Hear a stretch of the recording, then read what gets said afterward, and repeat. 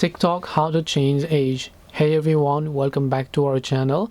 In today's video I will guide you on how you can change age on TikTok, so make sure to watch the video till the end.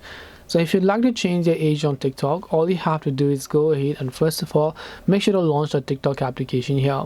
Then come to the profile icon from the bottom right of the screen, and then here you'll find the edit profile option. Make sure to tap on it. Now as you can see, inside the edit profile page we don't have any such option to change our age or our birthday. So to do that, tap the three lines option from the top right, go to settings and privacy, go to account. Once you go to account, here you can see account information, tap on it, and here you can see date of birth. So make sure you set your date of birth to the age that you would like to change. So you just have to change the date of birth. As a result, that's going to change your age.